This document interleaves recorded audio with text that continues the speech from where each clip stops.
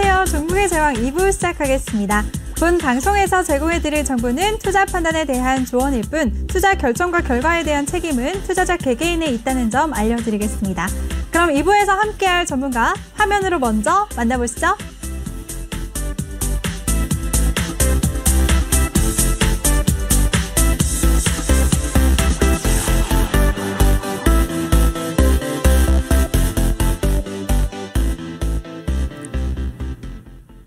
네, 시장을 예리하게 분석하는 전문가, 신광섭 전문가 나오셨습니다. 전문가님 안녕하세요. 네, 안녕하세요.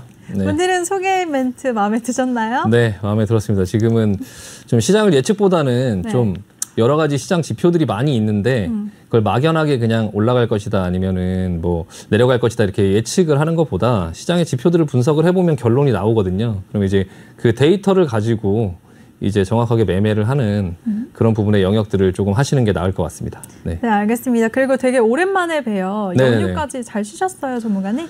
네, 뭐 연휴 때 푹 쉬었고요. 쉬셨어요, 이번에는? 네네네. 이번에는 뭐 네. 연휴 때 계속 뭐 국채 금리 때문에 이슈들이 너무 많아서 뭐 어떤 매매도 좀 조심스럽게 해야 되고 시장의 어떤 그런 상황들이 좀 어떻게 흘러가는지 조금 이렇게 관찰을 해야 돼서 뭐 특별히 뭐 거기서 좀 적극적으로 매매를 하기보다는 좀 연휴가 지나오면서 좀 천천히 살펴보고 그냥 좀 쉬면서 그냥 대응했습니다. 네. 네, 알겠습니다. 네, 여러분 이렇게 시장을 예리하게 분석하는 신광섭 전문가와 함께 하실 수 있는 방법부터 알려드릴게요. 노란톡 오픈 채팅 검색창에 종목의 제왕 신광섭이라고 검색을 하시거나 아니면 핸드폰 카메라로 아래 보이는 QR코드 스캔하시면 링크가 뜰 텐데요. 그 링크 클릭만 하시면 한 번에 들어오실 수가 있습니다. 입장하실 때는 비밀번호 0000 04개 꼭 입력하고 입장해 주시기 바랍니다. 네, 그럼 전문가님 이제 본격적으로 오늘 시장 얘기 좀 해볼까요? 네. 우리 시장 얘기 전에 연휴 동안 그동안 우리 미국 증시는 어떻게 흘러갔는지 얘기 좀 해주세요.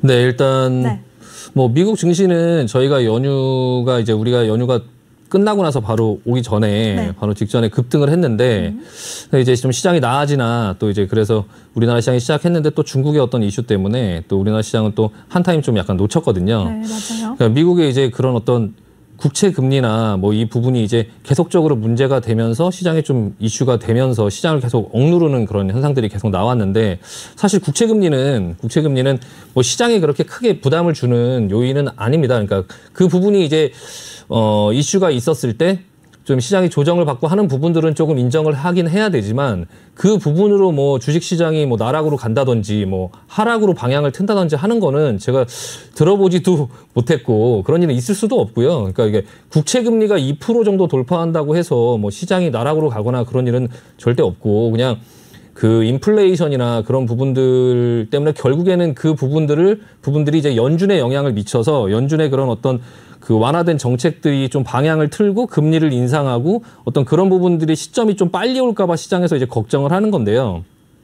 사실은 이제 그 부분의 단순한 걱정보다 누군가가 이제 국채를 매도해서 이제 국채 금리가 올라가는 거예요. 지금 화면을 잠깐 보시면 제가 이제 국채도 이제 단기 국채가 있고 이제 장기 국채가 있는데요. 일단은 지금 현재 시장에서 이렇게 위기가 됐을 때 시장에서 뭐 단기 국채, 그러니까 장기 국채가 오르면서 단기 국채도 올라갔고 또 뭐 단기 국채를 팔아서 장기 국채를 사는 뭐 이런 것도 안 될 거다. 시장에서 지금 뭐 방법이 없다. 이런 어떤 언론을 제가 봤는데 좀 이제 언론들이 그 현상을 이제 얘기를 할 때 조금 오버하는 성향들이 있어요. 보면은 지금 장기채, 단기채의 그 금리의 차이를 스프레드라고 하는데요. 지금 장단기 금리의 스프레드가 지금 130bp 정도 돼요. 1.3% 정도. 그러니까 2년물과 10년물의 가격 차이가 금리 차이가 한 130bp 정도가 되는데요. 이 금리 차이, 이 금리 스프레드는 경기를 나타내거든요. 평상시 때는 이게 이 장단기 금리 차이가 한 1% 정도 미만이었을 때는 시장이 조금 이제 그 불황기라고 얘기를 하고요. 200p 이상 벌어지면 완전 호황기라고 얘기를 해요. 미래 시점의 금리가 엄청 높은 거죠. 현재 시점보다 미래 시점의 금리가 훨씬 높은 거예요. 2% 이상 높은 거죠. 근데 1%에서 2% 사이에 들어있는 그 정도 구간대가 사실 좀 애매하기 때문에 그때 좀 이제 시장이 좀 혼란이 온다 이런 게 통계학적으로 나와 있어요. 근데 지금 현재 시장의 그 장단기 금리 스프레드는 한 130bp 정도 되기 때문에 충분히 단기채를 팔아서 장기채를 사는 그런 현상들을 어떤 그 대책을 낼 수가 있거든요. 지금 현재 연준에서는 단기 국채를 사서 시장에 돈을 풀고 있어요. 미국한테 돈을 빌려주는 거죠. 단기적으로. 그러니까 연준에서 미국 그 나라에 돈을 빌려주면서 푸는 거예요. 결국엔 뭐 갚아야 되겠지만 그거를 단기채 위주로 하기 때문에 장기채의 금리는 그런 어떤 시장의 어떤 그런 인위적인 걸로 만들지 못하고 자연스럽게 만들어지는 현상이다라고 해서 그 장기채의 금리를 굉장히 무서워하는 거거든요. 근데 이제 그 장기채의 금리 자체가 수준이 그렇게 높은 것도 아니고 그걸로 인해서 인플레이션의 어떤 지표들이 움직이는 것도 아닌데 장기채의 금리 자체만 들썩거리는 거는 누군가 그 장기채의 국채를 매도를 하기 때문에 국채 수익률이 올라가는 거거든요. 국채 수익률이라는 거는 국채 그 가격과 반대로 움직여요. 근데 이제 지금 내일 이제 연준에서 파월의 의장이 내일 기자회견이 있거든요. 근데 이제 지난번에 연준 그 파월 의장이 연설을 할 때 아니 국채 금리는 별로 그렇게 뭐 별거 아니다. 그거 올라가는 거 뭐 올라갈 수 있다. 시장의 인플레이션이나 뭐 취업률이나 이런 게 중요한 거지. 뭐 국채 수익률 그 정도 올라가는 거는 뭐 아무것도 아니다. 이렇게 얘기를 하니까 국채를 매도하는 세력이 그 부분을 가지고 국채를 좀 더 강하게 매도를 한 거죠. 근데 이제 시장이 그것 때문에 어떤 불안함을 느끼게 되는 상황이 오니까 지금 연준은 그 태도가 좀 바뀔 수 있어요. 그게 지금 시장에서 지금 왜 국채 금리가 지금 며칠 동안 잠잠해졌냐면 그 내일 있을 그 파월의 기자회견이 일단 무서운 거예요. 첫 번째. 두 번째는 여기서 국채 금리를 더 건드려 갖고 시장이 더 어떤 혼란이 오면 FOMC 회의 3월 중순에 하는 그 FOMC 회의에서 그걸 의제로 되게 중요하게 다룰 수 있어요. 그러면은 그 전에 이제 그 국채를 매도했던 그런 어떤 부분들이 좀 과감하게 그 부분을 매도할 수가 없고 그거를 다시 회수를 해야 되는 그런 상황이 생기거든요.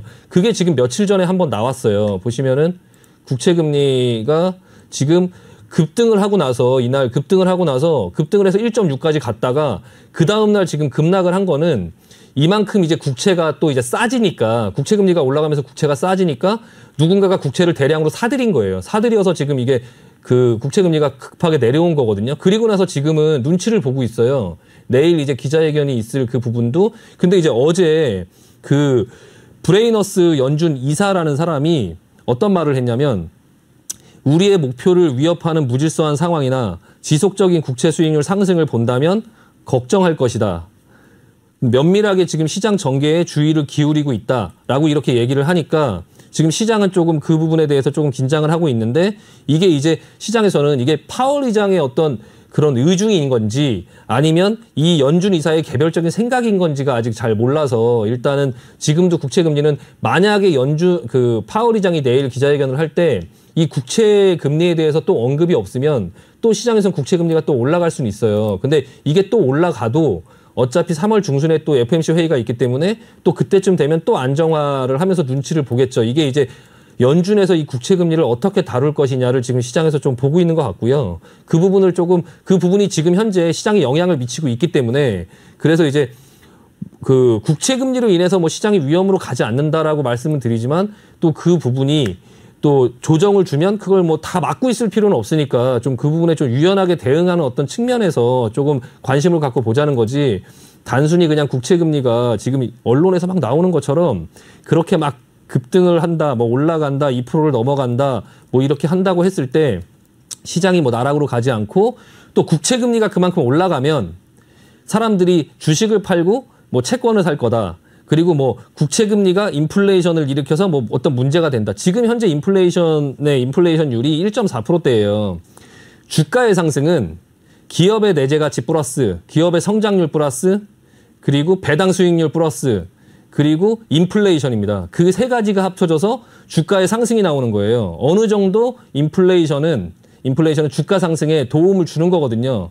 근데 다만 그게 이제 그러니까 스태그플레이션, 그러니까 회사의 성장이 나오지 않는 상태에서 경기가 안 좋은데 물가만 오르면 그거는 이제 좀 되게 굉장히 위험한 거지만 아니 당연히 기업들이 좋아지고 회사가 성장하고 하면 물건값은 비싸지는 거고 1.4%의 인플레이션율은 사실 그렇게 높은 건 아니에요. 근데 이제 그 국채 금리가 지금 현재 2%대, 뭐 만약에 4%, 5%대라면 얘기가 좀 달라지겠지만 뭐 2% 정도를 간다고 해서 주가가 다 못 가고 뭐 주식을 안 사고 채권으로 산다. 배당 수익률 그중에 세 가지 중에 요소 중에 하나만 뽑아서 배당 수익률보다 지금 주가가 비싸져서 배당 수익률이 낮아졌으니 국채 수익률이 더 높으니까 전부 다 채권을 살 거야. 이렇게 생각하는 거는 너무 그 일부만 보고선 얘기를 하는 거고요. 일단은 그 국채 수익률 부분에 대해서 국채 금리에 대해서 조금 볼 필요는 있지만 지금 현재 어떤 그런 상황들을 조금 냉정하게 보고 조금 여유롭게 대응을 하시면 좋을 것 같고요. 일단은 지금 현재는 미국의 어떤 그런 이슈, 국채의 이슈는 어느 정도 좀 시장에서 덮인 것 같고 이제 최근에 어떤 일이 있었냐면 우리나라가 연휴 이후에 미국의 증시가 이제 급등을 하니까 네. 우리나라 증시도 조금 약간 이제 급등을 할 거다라고 생각을 했어요. 그래서 네. 이제 당연히 이제 좀 상황이 괜찮아지니까 어떤 현금을 갖고 있는 분들은 그날 다시 당연히 이제 주식에 좀 진입을 해야 되는 어쩔 수 없는 또 시장을 따라가야 되다 보니까 그런 어떤 현상이 나오면서 좀 시장을 따라가시는 분들이 좀 따라갔었는데 갑자기 이제 그 중국의 금감원장이죠. 우리나라로 치면 이제 그 은보감이 위원장이 유럽이나 미국의 지금 어떤 금융시장이 실물 경제에 비해서 너무 높은 수준으로 거래가 된다. 그리고 이제 그 중국의 어떤 부동산도 굉장히 좀 불안하다. 투기로 좀 거품이 있다라고 얘기를 하니까 시장에서는 그 금감원장이 얘기한, 그러니까 은보감 위원장이 얘기한 그 어떤 얘기를 듣고 중국 이거 긴축하는 거 아닌가라고 해서 중국 증시가 급락을 했어요. 네, 근데 맞아요. 오늘은 이제 전부 다시 이제 급등을 했거든요. 근데 사실 중국에서 긴축을 한다 이 부분 때문에 여러분들이 좀 걱정을 하시는 게 있는데 중국은 미국하고 조금 달라요. 그러니까 중국은 돈을 그렇게 많이 풀지 않았어요. 예, 그러니까 코로나도 굉장히 빠른 시일 내에 정리가 됐고 뭐 양적 완화나 어떤 그런 부분들을 크게 하지 않았기 때문에 사실 긴축을 한다고 해도 한계가 있고 뭐 그렇게 긴축할 것도 딱히 뭐 사실 딱히 없거든요. 그냥 부동산 거품에 대해서 언급을 했던 거고 본인들과 상관없는 그냥 미국이나 유럽 증시가 조금 약간 실물 경제에 비해서 좀 넘어가는 거 아니냐 이렇게 이제 언급을 한 건데 대신에 우리나라도 중국은 이제 그런 어떤 그 과열 이런 거에 굉장히 민감해요. 옛날에 그 베이징 올림픽을 하고 나서 중국 증시가 굉장히 많이 올라갔다가 그리고 나서 이제 내려왔을 때 그 아픔을 겪었기 때문에 그런 시장의 거품이나 이런 것들에 대해서 좀 민감하다 보니까 그 부동산의 이런 부분들이 조금 불안정하게 움직이는 부분들에 대해서 조금 경고를 했던 건데 그거를 좀 시장에서 오바를 하고 우리나라도 또 이제 같이 중국의 영향을 받으면서 우리나라 증시는 이제 조금 안타까운 게 네. 미국 눈치도 봐야 되고 그러니까요. 네. 진짜 우리 증시가 원래 미국한테만 네. 미국 증시 영향을 가장 많이 받는다고 생각은 했는데 네. 요즘처럼 이렇게 중국 증시에 출렁이는 때가 없는 것 같아요. 네, 그게 네. 그전부터 계속 그런 일들이 있었는데 우리나라 증시는 그냥 어떻게 보면 굉장히 불안한 그냥 애 같은 존재 같아요. 그냥 여린. 뭐 네. 되게 너무 이제 열이다 보니까 네. 미국이 불안하면 미국을 쳐다보고요. 중국이 잘 가도 그러니까 불안한 거를 쳐다봐요. 중국과 미국이 둘 다 이제 잘 가면 어느 하나가 잘 가면 잘 가는 쪽을 보지 않고 네. 안 가는 쪽을 보거든요. 그러니까 우리나라 주식을 거래할 때 너무 봐야 될 게 많아요. 맞아요. 예, 뭐 환율도 봐야 되고 뭐 중국 증시도 봐야 되고 뭐 미국 증시도 봐야 되고 뭐 여러 가지를 너무 많이 봐야 되다 보니까 일본 증시도 봐야 되고 심지어 일본 증시가 폭락해도 우리나라 증시가 떨어져요.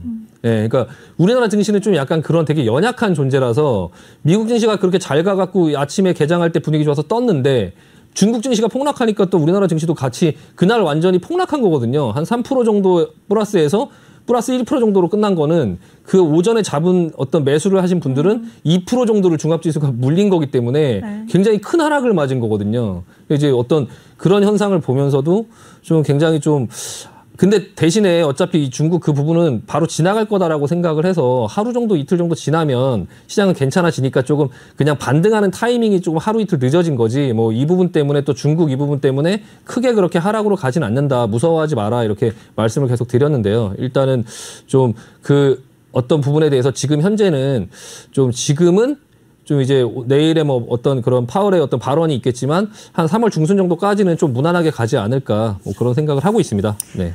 네, 알겠습니다. 그동안 우리 시장에 부담감으로 다가왔던 미국 국채금리는 진정이 됐지만 내일 연준 의장의 발언에 주목해보자라고 정리를 해주셨습니다.